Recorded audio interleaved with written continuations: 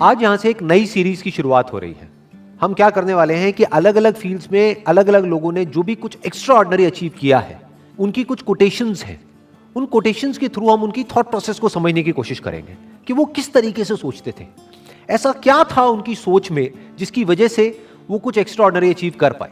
तो आज शुरुआत होने वाली है एल्बर्ट आइंस्टाइन से। लेकिन अगर आप लोग जो मुझे अभी वीडियो में देख रहे हैं, आप चाहते हैं कि कोई पर्टिकुलर पर्सन है जिनकी कोटेशंस की हम डेप्थ में जाएं और उनकी थॉट प्रोसेस को समझने की कोशिश करें, तो आप नीचे कमेंट सेक्शन में बता सकते हैं और मेरे आने वाले सेशंस में मैं एक एक करके उनको कवर करता चला जाऊंगा। तो जो पहली कोटेशन है एल्बर्ट आइंस्टाइन की, वो है everybody is a genius, but if you जज a fish by its ability to climb a tree, it will live its whole life believing that it is stupid. बड़ी पावरफुल स्टेटमेंट है ये, इसको ध्यान से समझने की कोशिश करते हैं कि अगर कोई और उस फिश को जज करे तो कोई प्रॉब्लम नहीं है, तो इसका मतलब वो बेवकूफ है। यानी कि अगर दुनिया आपको जज करे तो कोई प्रॉब्लम नहीं है, इसका मतलब दुनिया बेवकूफ है। बट अगर वो मछली खुद अपने आप को जज करने लग जाए इस बेस पे कि देखो मैं पेड़ पर नहीं चढ़ सकती तो मैं बेवकूफ हूं, तो वो बेवकूफ है। हर एक की कोई ना कोई एबिलिटी होती है। जैसे सचिन तेंदुलकर है, उनकी अपनी एक एबिलिटी है। एल्बर्ट आइंस्टाइन है, उनकी अपनी एक एबिलिटी है। अगर एल्बर्ट आइंस्टाइन को बैट दे दिया जाए तो वो कैसे लगेंगे? लोग हंसेंगे। या अकाउंट्स में डाल दिया जाता तो क्या होता? जबरदस्ती उनको चार्टर्ड अकाउंटेंट बना दिया जाता तो क्या होता? क्या वो कभी भी ऐसा कुछ अचीव कर पाते जो उन्होंने अचीव किया? No doubt he was a genius. But वो जीनियस क्यों थे? क्योंकि उन्होंने वही किया जो उनकी नेचुरल इंक्लिनेशन थी। जैसे कि एक मछली है, अगर उसको बोला जाए कि पानी में तैरो, तो वो पानी में बहुत तरीके से तैर सकती है। ऐसा कुछ कर सकती है कि जो देखने वाले हैं दे विल बी मेस्मराइज्ड। वो कहेंगे कि यार ये कैसे हो सकता है। जिसको पानी के अंदर तैरना नहीं आता है और वो उसको देखेगा मछली को, तो वो क्या कहेगा? ये मछली जीनियस है। तो इस तरह से पहले हमको समझना पड़ेगा कि हमारा पर्सनैलिटी टाइप क्या है, और जब हम अच्छे तरीके से समझ जाएंगे और फिर एक्ट करेंगे, then sky is the limit. फिर सबके अंदर एक जीनियस है, फिर सब जीनियस है। Next quote is, education is not the learning of facts but the training of the mind to think. क्यों कहा जा रहा है ये? देखो क्या कमाल की बात इन्होंने कही है। बल्कि जिस वक्त इन्होंने कही थी उस वक्त कंप्यूटर्स इतने ज्यादा डेवलप नहीं हुए थे, इंटरनेट इतना ज्यादा पेनिट्रेट नहीं हुआ था, फिर भी वो देख पा रहे थे कि फ्यूचर में क्या होने वाला है। उसके बेस पर ये स्टेटमेंट उन्होंने दी है। क्यों एजुकेशन में लर्निंग ऑफ फैक्ट्स इंपॉर्टेंट नहीं है? क्योंकि आज की डेट में अगर बात करी जाए तो जो फैक्ट्स हैं या जो नॉलेज है वो तो एक क्लिक ऑफ बटन पे अवेलेबल है। मतलब अगर एजुकेशन का मतलब यही है कि स्कूल जाओ, कॉलेज जाओ और जो बुक्स में लिखा है उसको रट लो और अपने यहां पर फीड कर लो, तो इसकी जरूरत क्या है? वो तो ऑलरेडी मोबाइल में है। जो बुक्स में लिखा है अगर उसको आपने रट भी लिया और यहां पर फीड भी कर लिया, तो अगर उसको रिट्रीव करना है तो कैसे करोगे? अपने आप से एक क्वेश्चन पूछना पड़ेगा, तभी तो वो याद आएगा और आप बोल दोगे। बट यही काम अब अगर क्वेश्चन पूछ करके ही आंसर आना है, तो वो क्वेश्चन तो आप यहां पर भी पूछ सकते हो मोबाइल में। आप इससे पूछोगे, हाँ भैया बताओ ये क्या है, वो क्या है, इस क्वेश्चन का आंसर क्या है, तो ये मोबाइल ही दे देगा ना आपको आंसर। और जितनी मेमोरी इसके अंदर फीडेड है, जितनी नॉलेज एक मोबाइल के अंदर फीडेड है, जितनी नॉलेज गूगल में फीडेड है, क्या उतनी नॉलेज हम अपनी ब्रेन में फीड कर सकते हैं? तो हमारी ब्रेन, अगर हम एजुकेशन को सिर्फ इतना ही समझते हैं कि एजुकेशन का मतलब कि फैक्ट्स को यहां पर फीड कर दिया जाए, तो हमारी ब्रेन इससे बहुत पीछे ही रहेगी, चाहे हम जितना मर्जी डेवलप कर लें। तो वो एजुकेशन किसी काम की नहीं है। तो व्हाट इज रियल एजुकेशन, ये समझना बहुत जरूरी है। क्योंकि अगर हम इसको नहीं समझते तो हम ऐसे लोग अपने एजुकेशन सिस्टम से निकालेंगे जिनके अंदर फीडेड तो बहुत कुछ होगा, बट उनको यही नहीं पता होगा कि सोचते कैसे हैं। यहां पर दो बातें करी जा रही है। एक है education is not the learning of facts. Number one, learning of facts important क्यों नहीं है? Education is not the learning of facts. Why learning of facts is not that important? Because all the facts, all the knowledge, all the information is already available on the internet. अगर उसको यहीं पे store करने का नाम education है तो ये तो किसी काम की नहीं है। वो तो ऑलरेडी स्टोर्ड है आपके मोबाइल में। जब यहां पे स्टोर्ड है तो यहां पर क्यों स्टोर कर रहे हो दोबारा से? As simple as that, number one. Number two, but the training of the mind to think, कि बच्चों को यह सिखाया जाए कि सोचते कैसे हैं और सोचना क्यों जरूरी है, क्योंकि लाइफ में जो भी प्रॉब्लम्स है, जैसी भी प्रॉब्लम्स हैं, उसका सॉल्यूशन कैसे निकलता है? सोच करके निकलता है। मेमोरी से नहीं निकलता है, गूगल से नहीं निकलता है, फैक्ट से नहीं निकलता है, नॉलेज से नहीं निकलता है। उस नॉलेज को यूज कैसे करना है उससे निकलता है।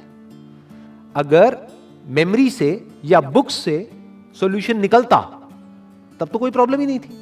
किसी को पैसा कमाना है, इतनी सारी बुक्स हैं, पढ़ लो, निकल गया सॉल्यूशन। उससे नहीं निकलता है।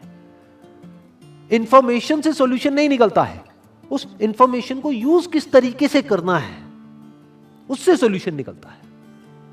जिस सवाल का जवाब गूगल नहीं दे सकता है, उस सवाल का जवाब अगर आप दे सको, सोच करके उस प्रॉब्लम का भी सॉल्यूशन निकाल सको जो गूगल नहीं निकाल सकता है, तो कहेंगे कि आप इंटेलिजेंट हो।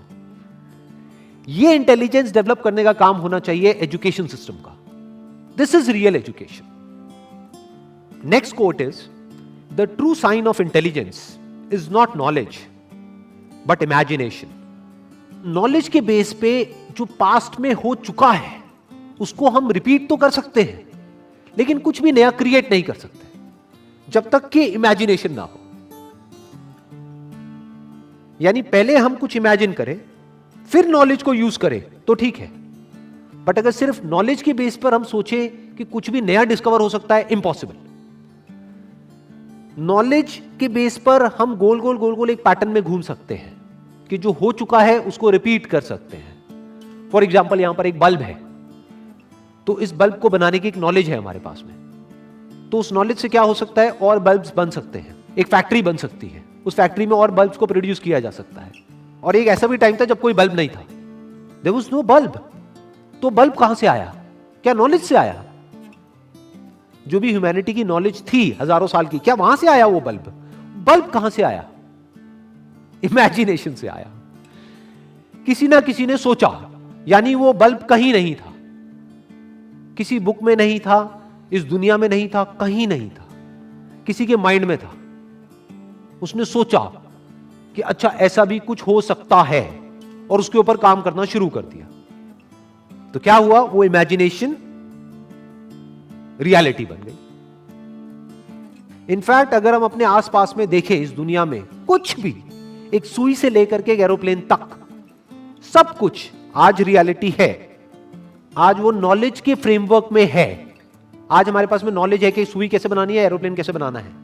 We have knowledge of producing it, we have knowledge of running it, we have knowledge of creating it. But एक टाइम पे वो सब क्या था? वो इमेजिनेशन था, सब इमेजिनेशन था। जब इमेजिनेशन रियलिटी में कन्वर्ट हो जाती है तो वो नॉलेज हो जाती है, फिर उसको रिपीट किया जा सकता है। तो दैट इज कन्वीनियंट, बट वहां पर कुछ भी नया डिस्कवर नहीं हो सकता है। कुछ भी नया डिस्कवर करना है तो यू नीड इमेजिनेशन। जैसे एक तरफ से व्हील डिस्कवर हो गया, एक तरफ से लगेज डिस्कवर हो गया, अब यहां पर इमेजिनेशन की जरूरत है। क्या लगेज उठाने में दिक्कत आ रही है?